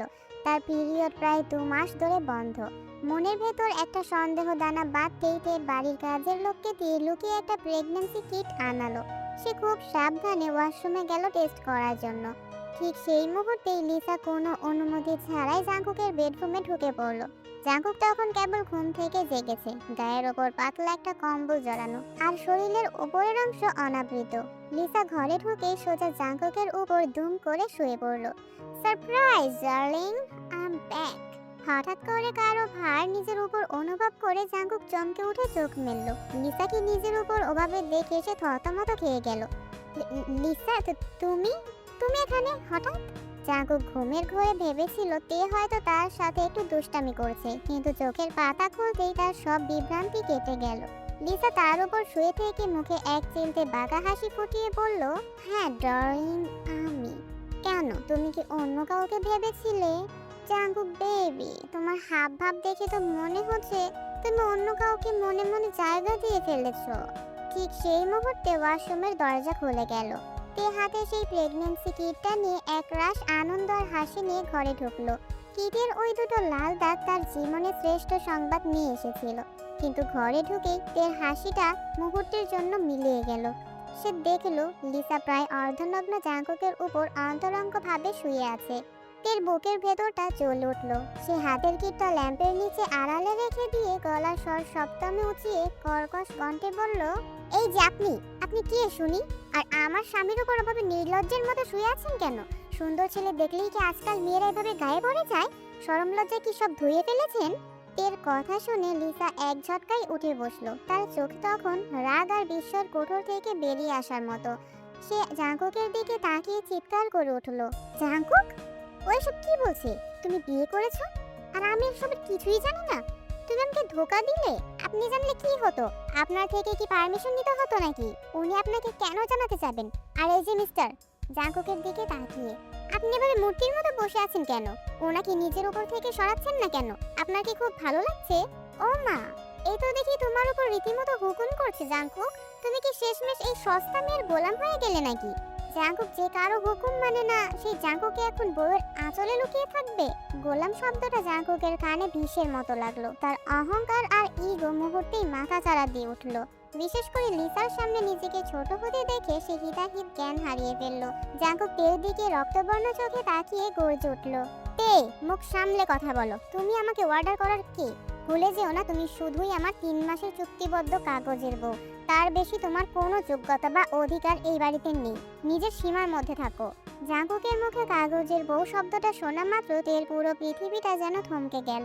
গত কয়েক মাসের মধুর স্মৃতি, জাঙ্কুকের আদর আর গত রাতের সেই নিবিড় ভালোবাসা সবই এখন তার কাছে এক নিদারুণ প্রহসন মনে হতে লাগলো। সে ভুলে গিয়েছিল যে এই প্রাসাদের মতো বাড়ি আর এই মানুষটা তার জীবনের কোনো স্থায়ী অংশ নয়। সে কেবল 3 মাসের চুক্তিতে আসা এক ভাড়াটের সঙ্গী। তে আর একটি শব্দ উচ্চারণ করলো না। চোখের জলটুকু আড়াল করে সে ধীর পায়ে নিজের ব্যাগটা তুলে নিল। তার বুকের ভেতর দলা পাকিয়ে আসা হাহাকার আর অনাগত সন্তানের সেই গোপন খবরটা সে নিজের ভেতরেই পাথর করে ফেললো। এক মুহূর্ত দেরি না করে কারো দিকে না তাকিয়ে সে ঝড়ের বেগে সেই ঘর আর সেই বাড়ি ছেড়ে বেরিয়ে গেল। তে বেরিয়ে যেতেই জাঙ্কুক লিসার দিকে বিরক্ত হয়ে তাকালো। তের চলে যাওয়ার সময়কার সেই শূন্য দৃষ্টিটা জাঙ্কুকের বুকের ভেতর এক অজানা যন্ত্রণা তৈরি করছিল। সে লিসাকে কর্কশ স্বরে বলল, দেখো লিসা, আমি দাদিমার জন্য একটা কন্ট্রাক্ট ম্যারেজ করেছি মাত্র, কিন্তু তোমাকে এখানে কি আসতে বলেছে? তোমার এভাবে আমার বেডরুমে আসার কোনো প্রয়োজন নেই। এখনই চলে যাও এখান থেকে। লিসা জাঙ্কুকের মেজাজ দেখে আর কথা বাড়ালো না। সে কাঁধ জাকিয়ে ভাবলেশীন মুখে বেরিয়ে গেল। তবে মনে মনে সে বেশ খুশিই হলো। যাক, আপদ বিদেই হয়েছে, ভালোই হলো। না হলে জাঙ্কুকের সাথে আবার কতগুলো ঢঙের নাটক করতে হতো আমাকে। এখন আমি নিশ্চিন্তে কায়ের কাছে ফিরে যেতে পারবো। লিসা চলে যাওয়ার পর ঘরটা হঠাৎ খুব খালি মনে হতে লাগলো জাঙ্কুকের কাছে। তার ভেতরে একটা অপরাধ বোধ কাজ করতে শুরু করলো। লিসার সামনে নিজের ইগো ধরে রাখতে গিয়ে সে তেকে বড্ড বেশি অপমান করে ফেলেছে। সে ভাবলো তের কাছে গিয়ে ক্ষমা চেয়ে নেবে। সে বেশ কয়েকবার ডাকলো, তে, এই তে, শুনছো? আই এম সরি, প্লিজ রাগ করো না, এদিকে এসো তে। কিন্তু কোনো দিক থেকে কোনো সাড়া পাওয়া গেল না। জাঙ্কুক পুরো রুম খুঁজলো, ব্যালকনিতে গেল, কিন্তু তের কোনো চিহ্ন নেই। এক অজানা আশঙ্কায় তার বুক কাঁপতে শুরু করলো। সে পাগলের মতো রুম থেকে বেরিয়ে লিভিং রুমে এলো এবং বাড়ির কাজের লোকদের উপর চিৎকার শুরু করলো, সবাই কোথায় মরলে? তে কোথায়? ওকে সারা বাড়িতে কোথাও দেখছি না কেন? জাঙ্কুকের গর্জন শুনে একজন মধ্যবয়স্ক চাকর সামনে এগিয়ে এলো। স্যার, মেম সাহেবকে দেখলাম কিছুক্ষণ আগে কাঁদতে কাঁদতে দৌড়ে বাড়ি থেকে বেরিয়ে যেতে। আমি অনেকবার ডাকার চেষ্টা করেছি, ওনাকে আটকানোর চেষ্টা করেছি, কিন্তু উনি কারোর কথা শোনেননি। উনি তো চলে গেছে বাড়ি ছেড়ে। কথাটা শুনে জাঙ্কুক পাথরের মতো দাঁড়িয়ে রইল। আইউ লাঠিতে ভর দিয়ে কাঁপতে কাঁপতে ড্রয়িং রুমে ঢুকলেন। তার চোখে মুখে উদ্বেগ আর আতঙ্ক। জাঙ্কুক আর চাকরের কথোপকথন তিনি দরজার আড়াল থেকেই শুনে ফেলেছেন। জাঙ্কুক, এসব কি শুনছি আমি? তে কোথায় গেছে? তুই ওর সাথে কি করেছিস? আর এই সময় তুই ওর সাথে ঝগড়া কেন করলি? এই সময় স্বামীরা তাদের স্ত্রীদের আগলে রাখে, তাদের মন ভালো রাখার চেষ্টা করে, আর তুই ওকে বাড়ি থেকে বের করে দিলি। জাঙ্কুকের বুকটা ধক করে উঠল। আইয়ুর কথায় এক অদ্ভুত ইঙ্গিত ছিল যা সে সহ্য করতে পারছিল না। দাদিমা, এই সময় মানে কি বলতে চাচ্ছ তুমি? তুমি কি অন্য কিছু জানো? জাঙ্কুক, আমি 100% নিশ্চিত নই, তবে কয়েকদিন ধরে তের শরীর আর ওর চলাফেরা দেখে যতটুকু বুঝলাম, আমার মনে হয় যে মা হতে চলেছে। ও মা হতে যাচ্ছে জাঙ্কুক। কথাটা শোনা মাত্র জাঙ্কুকের পায়ের তলার মাটি যেন সরে গেল। সে স্তব্ধ হয়ে দাদিমার দিকে তাকিয়ে রইল। তার চোখের সামনে আজ সকালে তের সেই উজ্জ্বল হাসি মাখা মুখটা ভেসে উঠল। আমি তেকে অনেকবার ডাক্তারের কাছে যেতে বলেছিলাম, কিন্তু ও খুব লজ্জায় ছিল। তাই ও নিজেই চাকরকে দিয়ে একটা কিট আনিয়েছিল। আজ সকালেও আমাকে বলেছিল যে ও টেস্ট করবে। আমি সেই খবরটা নিতেই আসলাম, কিন্তু এসে দেখি তোরা সব ছাড়খাড় করে দিয়েছিস। জাঙ্কুকের হঠাৎ মনে পড়ে গেল তে যখন ওয়াশরুম থেকে বের হয়েছিল ওর হাতে ছোট একটা জিনিস ছিল। লিসাকে দেখার পর ও তাড়াহুড়ো করে সেটা ল্যাম্পের পাশে কোথাও রেখেছিল। জাঙ্কুক আর এক মুহূর্ত দেরি না করে ঝড়ের বেগে সিঁড়ি দিয়ে উপরে উঠে নিজের রুমে দৌড়ে গেল। তার পেছনে আইও কোনো মতে উঠতে লাগলেন। রুমে ঢুকে জাঙ্কুক পাগলের মতো ল্যাম্পের টেবিল, ড্রয়ার আর বিছানার চারপাশ হাতড়াতে শুরু করলো। তার হাত কাঁপছে, কপালে বিন্দু বিন্দু ঘাম জমেছে। কোথায়? ওটা কোথায় রাখলে দে? প্লিজ, ওটা যেন সত্যি হয়। হঠাৎ ল্যাম্পের ঠিক পেছনে সাদা রঙের সেই ছোট কিটটা তার নজর এলো। জাঙ্কুক কাপা হাতে কিটটা তুলে নিল। সেখানে স্পষ্টভাবে ফুটে আছে দুটো লাল গাঢ় দাগ। জাঙ্কুক কিটটা হাতে নিয়ে হাঁটু গেড়ে মেঝের উপর বসে পড়ল। তার দু চোখ বেয়ে জলের ধারা নামলো। আইয়ু দাঁড়িয়ে সেই দৃশ্য দেখে ডুকরে কেঁদে উঠলেন। দাদিমা, ও সত্যি মা হতে যাচ্ছে। আমাদের সন্তান, আর আমি ওকে সস্তা কাগজের বউ বলে বাড়ি থেকে তাড়িয়ে দিলাম। আমি কি করলাম দাদিমা, আমি কি করলাম? জাঙ্কুক পাগলের মতো কিটটা বুকে জড়িয়ে ধরলো। সে বুঝতে পারলো লিসার মতো নেকি মানুষের জন্য সে তার জীবনের সবচেয়ে বড় সম্পদ আর তার অনাগত সন্তানকে হারিয়ে ফেলেছে। সে চিৎকার করে সুগাকে ডাকতে লাগলো। সুগা, গাড়ি বের কর, এখনই গাড়ি বের কর। যেভাবেই হোক তেকে খুঁজে বের করতে হবে, না হলে আমি নিজেকে কোনোদিন ক্ষমা করতে পারবো না। তের পরিস্থিতি এখন সত্যিই খুব অসহায়। জাঙ্কুকের বাড়ি থেকে বেরিয়ে আসার সময় তার মাথায় শুধু একটাই চিন্তা ছিল, তাকে দূরে কোথাও চলে যেতে হবে। কিন্তু পকেটে কোনো টাকা না থাকায় সে মহা বিপদে পড়ে যায়। সে জিমিনের কাছে যাওয়ার কথা একবার ভেবেছিল, কিন্তু জিমিন জানলে হয়তো জাঙ্কুকে মারতে গিয়ে নিজেই বিপদে পড়বে, অথবা তেরই অবস্থা দেখে বুক ফেটে যাবে। তাই সে নিজের বন্ধুকেও আর জড়াতে চাইল না। হাঁটতে হাঁটতে তে অনেক দূরে চলে আসে। হঠাৎ তার নজর যায় নিজের আঙুলের সেই বহুমূল্য হীরাখচিত আংটির দিকে, যেটি জাঙ্কুক তাকে বিয়ের দিন পরিয়ে দিয়েছিল। ভারী মনেতে একটি জুয়েলারি দোকানে প্রবেশ করে। দোকানের মালিক জাঙ্কুকের পরিচিত হওয়ায় তাকে দেখেই চিনতে পারলো। আরে, আপনি তো জাঙ্কুক স্যারের স্ত্রী। সালাম ম্যাম, আপনাকে কিভাবে সাহায্য করতে পারি? স্যার কি সঙ্গে আসেননি? তে নিজের গলার স্বর স্বাভাবিক রাখার চেষ্টা করে আঙুল থেকে আংটিটা খুলে টেবিলের উপর রাখলো। আমি আমি এই আংটিটা বিক্রি করতে চাই। আসলে তাড়াহুড়ো করে বাড়ি থেকে বের হওয়ার সময় আমি আমার ক্রেডিট কার্ড আর পার্সটা নিতে ভুলে গেছি, তাই কিছু টাকার খুব প্রয়োজন। দোকানদার অবাক হয়ে গেল। জাঙ্কুকের মতো কোটিপতি স্ত্রীর আংটি বিক্রি করতে হবে কেন? ম্যাম, বিক্রি করবেন কেন? আপনার কত টাকা লাগবে বলুন, আমি দিচ্ছি। আমি পরে জাঙ্কুক স্যারের কাছ থেকে নিয়ে নেব, এতে কোনো সমস্যা নেই। না, তার কোনো প্রয়োজন নেই। আপনি আংটিটা রাখুন, পর আমি টাকা ফেরত দিয়ে এটা নিয়ে যাব। তে আর কথা বাড়ালো না। আংটির বদলে পাওয়া টাকাগুলো নিয়ে সে দ্রুত দোকান থেকে বেরিয়ে গেল। এখন সে কোথায় যাবে? নিজের চেনা জগতের বাইরে সে কেবল একটি জায়গার কথাই মনে করতে পারলো। ছোটবেলায় এতিমখানা থেকে তাদের একবার সমুদ্র সৈকতের কাছে একটি শহরে ঘুরতে নিয়ে যাওয়া হয়েছিল। তে বাসে করে কয়েক ঘন্টা জার্নি করে সেই সমুদ্র তীরের শহরে এসে পৌঁছালো।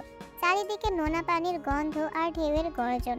তে একটি ছোট কিন্তু ছিমছাম গেস্ট হাউসে নিজের জন্য একটা রুম বুক করলো। কয়েক মাস আয়েশ আর বিলাসিতায় কাটলেও আজ সে আবার সেই পুরনো একাকী জীবনে ফিরে গেল। সারাদিনের ধকল, মানসিক যন্ত্রণা আর গর্ভাবস্থার ক্লান্তি সব মিলিয়ে তের শরীর আর চলছিল না। সে সামান্য কিছু খেয়ে বিছানায় গা এলিয়ে দিল। জানালার বাইরে সমুদ্রের গর্জনের শব্দে তার চোখ ভিজে এলো। সে পেটের উপর হাত রেখে অস্ফুট স্বরে বলল, চিন্তা করিস না সোনা, তোর বাবা তোকে কাগজের সন্তান বলুক আর যাই বলুক, মা তোকে ঠিকই আগলে রাখবে। আমরা আমাদের নিজেদের জগৎ তৈরি করে নেব, দেখিস। ক্লান্তিতে তের চোখের পাতা বন্ধ হয়ে এলো। জাঙ্কুক তখন ড্রয়িং রুমে পাগলের মতো পায়চারি করছে। তার মাথা ঠিক নেই, কপালে দপদপ করছে রগ। তের চলে যাওয়াটা সে কিছুতেই মেনে নিতে পারছে না। তার ওপর অনাগত সন্তানের খবরটা তাকে আরো অস্থির করে তুলেছে। সুগা, এই সুগা, সুগার বাচ্চা কই তুই? আজ তোর একদিন কি আমার একদিন। সুগা বেচারা তখন সবেমাত্র একটু চোখের পাতা এক করেছিল। জাঙ্কুকের বাড়িতেই তার থাকার ব্যবস্থা, কারণ বসের হুকুম মানেই বজ্রপাত। সে চোখ ডলতে ডলতে আর হাই তুলতে তুলতে জাঙ্কুকের সামনে এসে দাঁড়ালো। কি হয়েছে স্যার? এত রাত এভাবে চিল্লামিল্লি করেছেন কেন? শান্ত হন। শান্ত হব মানে? তে বাড়ি থেকে চলে গেছে, এখনই লোক পাঠা। এই শহরের প্রতিটি সিসিটিভি ফুটেজ আমার চাই। রেল স্টেশন, বাস স্ট্যান্ড, কোথাও যেন বাদ না পড়ে। যদি ওকে খুঁজে না পাস তবে তোকে আমি জ্যান্ত পুঁতে ফেলবো।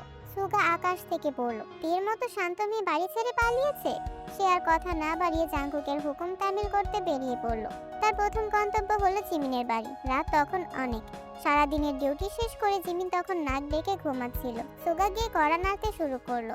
জিমিন, জিমিন, দয়া করে দরজাটা খুলুন, খুব জরুরি দরকার। সকাল সকাল কোন জমদূত এলো রে, ঘুমাতেও দেয় না। জিমিন চোখ কসলাতে কসলাতে দরজা খুলতেই দেখলো সামনে বিধ্বস্ত অবস্থায় সুগা দাঁড়িয়ে আছে। ম্যাম কি এখানে এসেছেন? ওনাকে কোথাও খুঁজে পাওয়া যাচ্ছে না। কি বললি? পেনি খোঁজ? তোরা এতগুলো মানুষ থাকতে একটা মেয়েকে সামলাতে পারলি না? নাকি ওই খ্যাকশিয়াল জাঙ্কুককে মেরে কোথাও পুঁতে ফেলেছে? আমি এখনই পুলিশে যাচ্ছি। জিমিন রাগে ফুঁসতে ফুঁসতে বের হতে নিলে সুগা পেছন থেকে ওকে জাপটে ধরলো। আরে শান্ত হন, তেমন কিছু হয়নি। ওনাদের মধ্যে একটু ঝগড়া হয়েছিল, তাই হয়তো ম্যাম অভিমানে সকালে বাড়ি থেকে বের হয়ে গেছেন। এখন ওনাকে খুঁজতে খুঁজতে আমার জান শেষ হয়ে যাচ্ছে। জিমিন সুগাকে ঝাড়া দিয়ে সরিয়ে দিয়ে তাচ্ছিল্যের হাসি হাসলো। কে তো তোদের কাছে কাগজের বউ ছিল, তাই না? ওকে এত খোঁজার কি আছে? তোরা তো টাকা দিয়ে মানুষ কিনে নিতে পারিস। যা, আবার একটা কিনে নে, সমস্যা কি? সুগা জিমিনের চোখের দিকে তাকিয়ে ম্লান হাসলো। আপনি যা ভাবছেন তা নয় জিমিন, স্যার এতদিনে পুরো পাল্টে গেছেন। ম্যামকে ছাড়া উনি এখন জ্যান্ত লাশ। আমি চললাম, অন্য কোথাও খুঁজে নিতে হবে। সুগা চলে যেতেই জিমিন দরজার পাশে বসে পড়ল। তার মন বলছে তে বড় কোনো বিপদে পড়েছে। জাঙ্কুক যখন পাগলের মতো শহর চষে বেড়াচ্ছিল, তখনই সুগার ফোনে একটা খবর আসে। স্থানীয় একটি জুয়েলারি দোকানের সিসিটিভি ফুটেজে তেকে দেখা গেছে। খবর পাওয়া মাত্রই জাঙ্কুক ঝড়ের গতিতে গাড়ি ছুটিয়ে সেখানে পৌঁছালো। দোকানে ঢুকে সে চিৎকার করে উঠল, ম্যানেজার, এই ম্যানেজার কোথায়? এদিকে আসুন। ম্যানেজার হন্তদন্ত হয়ে ছুটে এলেন। জাঙ্কুকের মতো প্রভাবশালী মানুষকে নিজের দোকানে দেখে তিনি কিছুটা ঘাবড়ে গেলেন। বলুন স্যার, আমি আপনাকে কিভাবে সাহায্য করতে পারি? আমার স্ত্রী আজ সকালে এখানে এসেছিল, তাই না? সে এখন কোথায়?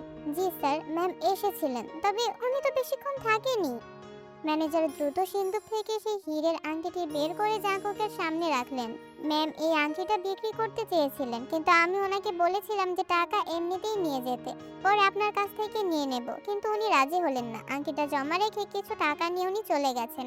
আংটিটার দিকে তাকিয়ে জাঙ্কুকের বুকটা হুহু করে উঠল। যে আংটি সে ভালোবেসে তের আঙুলে পরিয়ে দিয়েছিল, আজ অভাবের তাড়নায় নয় বরং অভিমানের জ্বালায় তে সেটা এখানে ফেলে গেছে। জাঙ্কুক দাঁতের দাঁত চেপে কান্না আটকানোর চেষ্টা করলো।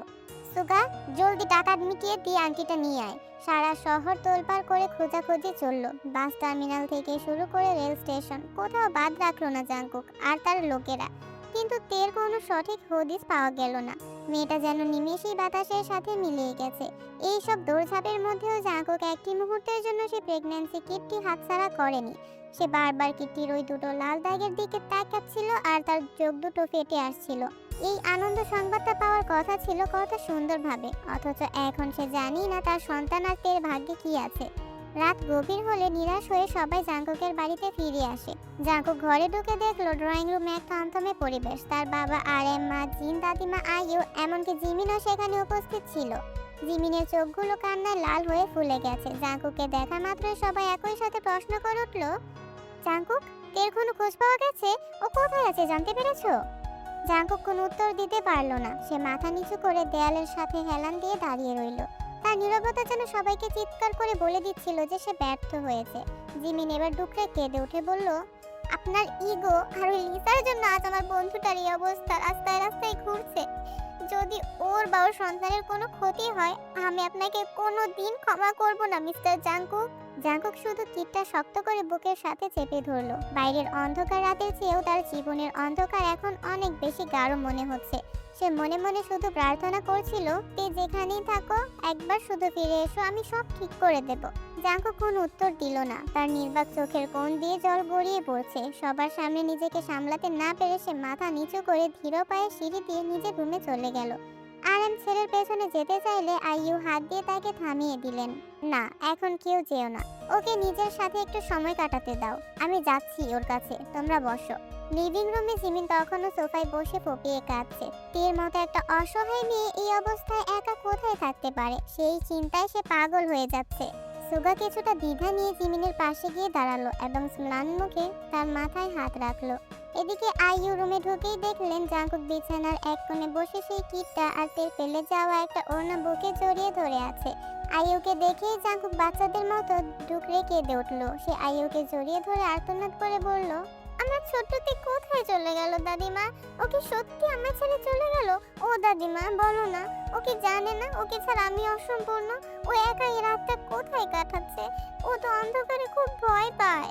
আইয়ু জাঙ্কুকের মাথায় হাত বুলিয়ে দিতে দিতে নিজের চোখের পানি মুছলেন। কাঁদিস না দাদু ভাই, সব ঠিক হয়ে যাবে।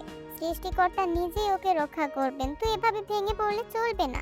এখন একটু ফ্রেশ হয়ে খেয়ে নে তো, অনেক রাত হয়েছে, কাল আবার সকাল সকাল বের হতে হবে ওকে খুঁজতে। না দাদি, আমি খাবো না। থেকে খুঁজে না পাওয়া পর্যন্ত একদানা অন্ন আমার গলায় নামবে না। ও না খেয়ে আছে আর আমি রাজভোগ খাবো? এমন পাগলামি করিস না জাঙ্কুক। তুই যদি না খেয়ে অসুস্থ হয়ে পড়িস তবে তোকে কে খুঁজবে? ওর কাছে যাওয়ার মতো শক্তি কি তোর থাকবে? এই সময় তোকে সবচেয়ে বেশি শক্ত থাকতে হবে দাদু ভাই। অন্তত তোর অনাগত সন্তানের কথা ভেবে হলেও তোকে খেতে হবে। আইয়ুর অনেক জেদ আর বোঝানোর পর জাঙ্কুক খুব অনিচ্ছা সত্ত্বেও সামান্য কিছু মুখে তুলল, কিন্তু প্রতিটা লোকমা যেন তার গলায় আটকে যাচ্ছিল। খাবারের প্রতিটি গ্রাস শেষে তের মুখখানা মনে করছিল, যে মেয়েটা পরম মমতায় তাকে নিজ হাতে খাইয়ে দিত, আজ সেই ঘরটা নিস্তব্ধ, আর জাঙ্কুকের হৃদয়ে শুধু তীর রেখে যাওয়া হাহাকার। সমুদ্রের পাড়ে বিকেলের শেষ আলোতে একা বসেছিল। নোনা হাওয়া ওর অবিন্যস্ত চুলগুলো উড়িয়ে দিচ্ছিল। সমুদ্রের উত্তাল গর্জন আর তীর মনের ভেতরের হাহাকার যেন মিলেমিশে একাকার। তীর মনে হচ্ছে সমুদ্রের পানি আর চোখের পানি দুটোই নোনা, কিন্তু সমুদ্র আজ স্বাধীন, আর সে তার অস্তিত্ব হারানোর যন্ত্রণায় পড়ছে। ঠিক তখনই পেছন থেকে এক ভারী আর মাতাল কণ্ঠস্বর ভেসে এলো। এই মেয়ে, এত রাতে এখানে একা বসে কি করছিস? মরতে এসেছিস নাকি? তে চমকে পেছন ফিরে তাকাতেই তার রক্ত হিম হয়ে গেল। দেখলো একটা লোক টলমলো পায়ে তার দিকে এগিয়ে আসছে, হাতে মদের বোতল। লোকটা আর কেউ নয়, কাই, যে থাইল্যান্ডে লিসার সাথে ছিল। তবে তে তাকে চেনে না। কায়ের নেশাতুর চোখ দুটো তের শরীরের উপর দিয়ে নোংরা ভাবে বুলিয়ে দিল। বাহ, বেশ কড়া মাল তো তুই, দেখতে তো দারুণ সুন্দরী। আজ রাতে তোকে আমি আমার বেড পার্টনার বানাবো, চল আমার সাথে। কথাটা শুনে তের কলিজা কেঁপে উঠল। সে থরথর করে কাঁপতে কাঁপতে হাত জোর করে বলল, না না না, প্লিজ স্যার, আমায় কিছু করবেন না, আমি আপনার পায়ে ধরছি, আমায় ছেড়ে দিন। বিপদ বুঝে তে এক দৌড়ে বালির উপর দিয়ে পালানোর চেষ্টা করলো, কিন্তু গর্ভাবস্থার ক্লান্তি আর বালুর মধ্যে দ্রুত চলতে না পেরে সে হোঁচট খেয়ে সজোরে পড়ে গেল। কাই পাশবিক লালসা নিয়ে তার দিকে এগোতে লাগলো। আজ রাতে তুই আমার বিছানায় থাকবি, আর সেটা কেউ আটকাতে পারবে না। তোর ভাগ্য ভালো যে আমার নজরে পড়েছিস। তে আর কোনো উপায় না পেয়ে ডুকরে কেঁদে উঠল। সে পেটের উপর হাত রেখে আর্তনাদ করে বলল, প্লিজ প্লিজ এমনটা করবেন না, আমি আমি প্রেগনেন্ট, আমার পেটে একটা বাচ্চা আছে, প্লিজ ভাইয়া, আমি আমি আপনার বোনের মতো, আমাকে ছেড়ে দিন প্লিজ। বোন আর প্রেগনেন্ট শব্দ দুটো শোনা মাত্র কায়ের নেশা যেন এক লহমায় ছুটে গেল। সে যেখানে ছিল সেখানেই থমকে দাঁড়ালো। তীর কান্নামাখা করুণ মুখটা দেখে তার দু চোখ বেয়ে পানি ঝরতে শুরু করলো। কাই বালুর উপর ধপ করে বসে পড়ল। বোনের মতো? জানিস, আমার একটা ছোট বোন ছিল, সেও ঠিক তোর মতোই প্রেগনেন্ট ছিল, কিন্তু তার মাতাল স্বামীটা, সে পশুর মতো ওর সাথে ওইসব জোর জবরদস্তি করে ওকে মেরে ফেলেছিল। আমার বোনটা আর তার অনাগত বাচ্চাটা বাঁচতে পারেনি। না না, আমি কিছু করব না, আমি তোর কোনো ক্ষতি করব না। তের প্রতি কায়ের দৃষ্টিভঙ্গি এক মুহূর্তে বদলে গেল। সে তের পাশে গিয়ে দূরত্ব বজায় রেখে বসলো। এরপর তারা দুজন সমুদ্রের কিনারে বসে অনেকক্ষণ কথা বলল। তে কান্নায় ভেঙে পড়ে নিজের সাথে ঘটা সব অন্যায়ের কথা তাকে জানালো। কায়ও নিজের জীবনের একাকিত্ব আর অন্ধকারের কথা বলল। কাই তাকে জানালো যে 3 দিন পরেই তার বিয়ে ঠিক হয়েছে, যেটা মূলত লিসার সাথেই। সেই রাত থেকেই কাইতের রক্ষাকর্তা হয়ে উঠল। সে তেকে একটা নিরাপদ আশ্রয়ে নিয়ে গেল এবং নিজের বোনের মতোই তাকে আগলে রাখতে শুরু করলো। তে নিজেও বুঝতে পারল না ভাগ্যের কি নিষ্ঠুর পরিহাসে সে এখন তার স্বামীর প্রাক্তন প্রেমিক আর বর্তমান প্রেমিকের ছত্রছায়ায় নিরাপদ। কায়ের নজরে এখন তের জন্য কোনো লালসা নেই, আছে শুধু এক ভাইয়ের হাহাকার ভরা মমতা। পরদিন সকালে জাঙ্কুকদের বাড়িতে এক থমথমে পরিবেশ। ডাইনিং টেবিলে সবাই বসে থাকলেও কারো মুখে কোনো খাবার নেই। ঠিক সেই সময় লিসা সেখানে হাজির হয়। তাকে দেখা মাত্র জাঙ্কুকের মাথায় রক্ত চড়ে গেল। সে দাঁতের দাঁত চেপে চেয়ার ছেড়ে উঠে দাঁড়ালো। লিসা, তোমার সাহস কি করে হয় আবার এই বাড়িতে আসার? তোমাকে আমি কালই বলেছি আমি বিবাহিত। আর একটা কথা পরিষ্কার শুনে রাখো, আমি তোমাকে কোনো দিন ভালোবাসিনি, তুমি ছিলে আমার সেলফ একটা টাইম পাস। লিসা রাগ করার বদলে ঠোঁটে এক বাঁকা হাসি ফুটিয়ে তুলল। তার চোখে মুখে কোনো অনুশোচনা নেই। আরে শান্ত হও ডার্লিং, তুমি আমায় ভালোবাসোনি তো আমি কি তোমার বিরহের দেবদাস হয়ে বসেছিলাম নাকি? আমিও তোমাকে কোনোদিন ভালোবাসিনি, শুধু তোমার ব্যাংক ব্যালেন্সটাই আমার প্রিয় ছিল। যাই হোক, আমি এখানে ঝগড়া করতে আসিনি, পরশু আমার বিয়ে। এই নাও ইনভিটেশন কার্ড। তোমার ওই ড্রামা কুইন বউকে নিয়ে অবশ্যই আসবে কিন্তু। লিসা কার্ডটা টেবিলে রাখতেই জাঙ্কুক সেটা তুলে কুচি কুচি করে ছিঁড়ে বাতাসে উড়িয়ে দিল। Get out! এক্ষুনি আমার বাড়ি থেকে বেরিয়ে যাও লিসা, না হলে আমি ভুলে যাব যে তুমি একটা মেয়ে। লিসা কাঁধ ঝাঁকিয়ে হাসতে হাসতে বেরিয়ে গেল। লিসা যাওয়ার পর জাঙ্কুক আবার অস্থির হয়ে পড়ল। তে চিন্তায় সে পাগল হয়ে যাচ্ছে। এই পাগলটা তো শহর চেনে না, কোথায় গেল? কেউ ওকে কিডন্যাপ করেনি তো, নাকি কোনো বিপদে পড়লো? এতক্ষণ চুপ করে থাকা জিমিন হঠাৎ বলে উঠল, তে একটা জায়গা চেনে। ছোটবেলায় এতিমখানা থেকে আমাদের একবার সমুদ্রের ধারের একটা শহরে নিয়ে যাওয়া হয়েছিল। ও প্রায়ই বলতো ওই জায়গাটা ওর খুব পছন্দের, ওখানে গেলে হয়তো শান্তি পাবে। জিমিনের দেওয়া লোকেশন অনুযায়ী সুগা, জাংকুক আর জিমিন সবাই মিলে সেই সমুদ্র তীরবর্তী শহরের দিকে রওনা দিল। সেখানে পৌঁছেই জাংকুক ওই এলাকার সব সিসিটিভি ফুটেজ চেক করতে শুরু করলো। অবশেষে একটি ফুটেজে তেকে দেখা যায়, কিন্তু তের পাশে অন্য এক যুবককে দেখে জাঙ্কুকের পায়ের তলার মাটি সরে গেল। সে দেখলো তে ওই যুবকের সাথে বেশ স্বাভাবিকভাবে কথা বলছে। জাঙ্কুক যন্ত্রণায় ফেটে পড়ল। না, এটা হতে পারে না। তে কি অন্য কাউকে ভালোবেসে ফেলেছে? ওকে আমায় ভুলে গেল? ওর পেটে আমার সন্তান, ও শুধু আমার, আমি ওকে কারো হতে দেব না।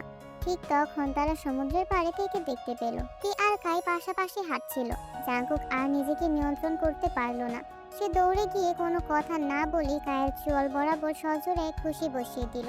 কাই অপ্রস্তুত হওয়ায় ছিটকে বালুর ওপর পড়ে গেল। আমার বউয়ের সাথে তোর কি কাজ? ওকে ছোঁয়ার সাহস কিভাবে পেলি তুই, হারামজাদা? তে এই আকস্মিক ঘটনায় স্তব্ধ হয়ে দাঁড়িয়ে রইল। তার দু চোখ দিয়ে টপ টপ করে পানি পড়তে শুরু করলো। সে বুঝতে পারছে না জাঙ্কুক এখানে কিভাবে পৌঁছালো আর কাইকে কেনই বা মারছে। জাঙ্কুক তখন হিতাহিত জ্ঞান হারিয়ে ফেলেছে। কাইকে মাটিতে ফেলে সে আবার মারতে উদ্যত হলো। তার চোখে মুখে খুনের নেশা। সে চিৎকার করে বলল, তোর সাহস কিভাবে হলো আমার বউয়ের দিকে নজর দেওয়া? তে শুধু আমার। তে, আমি জানি আমি অনেক বড় ভুল করেছি, প্লিজ আমায় মাফ করে দাও। আমি তোমায় আর কখনো বকবো না, তুমি যা বলবে আমি তাই করবো, শুধু ফিরে এসো তে।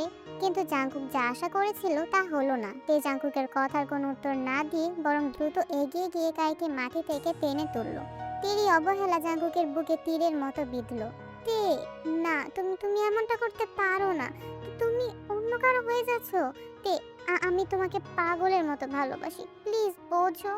তে কায়ের গায়ের বালি ছেড়ে দিয়ে শান্ত কিন্তু শীতল চোখে জাঙ্কুকের দিকে তাকালো। উনি আমার ভাই, আর আমি কাউকে ভালোবাসি না। একবার ভালোবেসে যে শিক্ষা হয়েছে তা সারা জীবন মনে থাকবে। কথাটা বলেই তে বালুর ওপর দিয়ে হনহন করে হাঁটতে শুরু করলো। জাঙ্কুক পাগলের মতো তের পিছু নিল। তার চোখের পানি তখন বাদ বাঁধছে না। তে, তুমি আমায় ছেড়ে যেতে পারো না, আমি তোমার স্বামী। আমার কথা একবার শোনো, আমার ছেড়ে যেও না তে। আমাদের বাচ্চাটাকে এভাবে বাবাহীন করো না। তে হাঁটা না থামিয়ে খুব নিচু আর বিষাদ মাখা স্বরে বলল, আমি তো শুধুই একটা কাগজের বউ মিস্টার জাঙ্কুক, এর বেশি তো আমার কোনো পরিচয় নেই আপনার কাছে। জাঙ্কুক আর সইতে পারল না। সে দৌড়ে গিয়ে পেছন থেকে তেকে শক্ত করে জড়িয়ে ধরল। তের কাঁধে মুখ গুজে সে ফুপিয়ে কেঁদে উঠল। আর এক পা বাড়ালে আমি নিজেকে শেষ করে দেব তে। তুমি যদি আমার জীবনে না থাকো তবে এই জীবন রেখে আমার কোনো লাভ নেই। আমি এখনই নিজেকে শেষ করে দেব। জাঙ্কুকের গলার সেই আর্তনাদ শুনে তে স্থির হয়ে গেল। সে ধীর পায়ে ঘুরে দাঁড়ালো এবং জাঙ্কুকের মুখটা নিজের দুই হাতের মুঠোয় নিল। জাঙ্কুকের চোখের পানি মুছে দিয়ে তে কাতর স্বরে বলল, এমন কথা আর কখনো মুখে আনবেন না। বলবো, আর যা বলেছি তা আমি করব। তুমি যদি চলে যাও তবে এই জীবন আমার চাই না।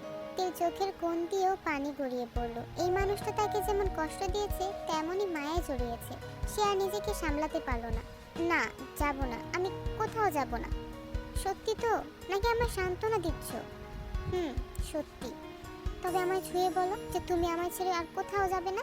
এই তোমায় ছুঁয়ে বললাম, আমি আর কোথাও যাব না।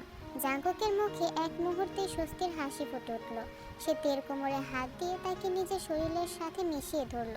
সবার সামনে সে তের গালে, কপালে আর গলায় পাগলের মতো চুমু খেতে শুরু করলো। তের শরীরের প্রতিটি কোষে যেন আবার প্রাণের স্পন্দন ফিরে এলো। কি করছো? সবাই দেখছে। জাঙ্কুক তের কানের কাছে মুখ নিয়ে ফিসফিস করে বলল, ও, সবাই দেখছে? তবে চলো রুমে যাই, সেখানে কেউ দেখবে না। কথাটা শেষ করেই জাঙ্কুক এক ঝটকায় থেকে কোলে তুলে নিল। তের খিলখিল হাসির শব্দ আর জাঙ্কুকের জয়ের আনন্দ দুটোই মিলেমিশে একাকার হয়ে গেল। জাঙ্কুক থেকে কোলে নিয়ে সোজা হোটেলের রুমের দিকে পা বাড়ালো।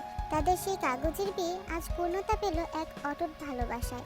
বিকেলের নরম আলোয় সমুদ্রের সৈকতটা যেন এক টুকরো স্বর্গ হয়ে উঠেছে। জাঙ্কুক আর তে হাত ধরাধরি করে ঢেউয়ের সাথে খেলা করছে। কাই দূর থেকে তাদের দেখে মুচকি হাসছে, আর এন জিন ও আইইউ একপাশে বসে তাদের সুখের সংসার দেখে স্বস্তির নিঃশ্বাস ফেলছেন। সবাই যখন নিজেদের গল্পে মত্ত, তখন জিমিন একা একা বালুর ওপর দিয়ে হেঁটে যাচ্ছিল। তার মনটা আজ হালকা। তের মুখে হাসি দেখে তার নিজের সব চিন্তা দূর হয়ে গেছে। জিমিন এতটাই আনমনা ছিল যে কখন সুগা এসে তার পাশে পাশে হাঁটতে শুরু করেছে সে টেরই পায়নি। হঠাৎ সুগা নীরবতা ভেঙে মৃদু হেসে বলল, ওরা তো শেষমেশ ঠিক হয়ে গেল, এবার আমাদের ব্যাপারটা নিয়ে না হয় একটু ভাবা যাক। সুগার চেনা কণ্ঠস্বর আচমকা এত কাছে শুনে জিমিন চমকে উঠল। সে থমকে দাঁড়িয়ে বড় বড় চোখে সুগার দিকে তাকালো। আপনি আপনি কখন এলেন? এই তো একটু আগে। তা কি বললাম, কথাটা একটু ভেবেচিন্তে উত্তরটা জানাবেন। আমি আপনাকে কোনো জোর করতে চাই না। জিমিন এক মুহূর্ত সুগার চোখের দিকে তাকালো। সেই চোখে কোনো লুকোছাপা নেই, আছে শুধু এক অদ্ভুত সততা আর মায়া। জিমিন আলতো করে মাথা নিচু করে ওনাটা আঙুলে জড়াতে জড়াতে বলল, আমি রাজি। সুগা যেন নিজের কানকে বিশ্বাস করতে পারলো না। সে হাঁটা থামিয়ে জিমিনের সামনে এসে দাঁড়ালো। হ্যাঁ, সত্যি বলছো? কিছু ভাবলে না? একদম না ভেবে রাজি হয়ে গেলে? এখানে ভাবাভাবির কি আছে বলুন? এই স্বার্থপর দুনিয়ায় কেউ আমাকে এতটা ভালোবাসে, এটাই আমার জন্য অনেক। আর কিছু চাই না আমার তো এই জীবনে তে ছাড়া আপন বলতে আর কেউ ছিল না। আর এখন তো তেও নিজের মনের মতো জীবন সঙ্গী পেয়ে গেছে। আমি একা থেকে কি করব? সুগার মুখে এক চিলতে দুষ্টুমি ভরা হাসি ফুটে উঠল। সে জিমিনের একটু কাছে ঘেঁষে ফিসফিস করে বলল, তাহলে বিয়েটা কবে করছি আমরা? জিমিন মুহূর্তেই সুগার মতলব বুঝে ফেলল। সে নিজের হাতটা মুঠো করে সুগার পিঠে একটা হালকা কিল বসিয়ে দিয়ে বলল, ওরে আমার পাকা বেটা, বিয়ে করে সোজা ওইসব করার ধান্দা তাই না? একদম সোজা করে দেব। সুগার পিঠ হাতড়াতে হাতড়াতে হাসি মুখে বলল, সরি আর মেরো না বাবা, তুমি যখন বলবে তখনই সব হবে, কোনো তাড়াহুড়ো নেই। সুগার কাণ্ড দেখে জিমিন আর নিজের হাসি চেপে রাখতে পারলো না। সে খিলখিল করে হেসে উঠল। আরে মারবো না, ভয় পেও না। আচ্ছা, ওই দিন যে তোমাকে রাগের মাথায় খুশিটা মেরেছিলাম, ওটা কি খুব জোরে লেগেছিল? গালে হাত দিয়ে একটু ভাব দেখানোর অভিনয় করে বলল, আরে না, তেমন বেশি জোরে না, তবে ওই রক্ত মুছতে গিয়ে মাত্র 2-3টে টিস্যু একদম ভিজে লাল হয়ে গিয়েছিল, এই যা। সুগার কথা শুনে জিমিন জিভ কেটে 2 কানে হাত দিল। তার চোখে এখন মায়া আর ভালোবাসা। সত্যি খুব সরি, এই দেখো কানে ধরেছি, আর কোনো দিন তোমাকে মারবো না।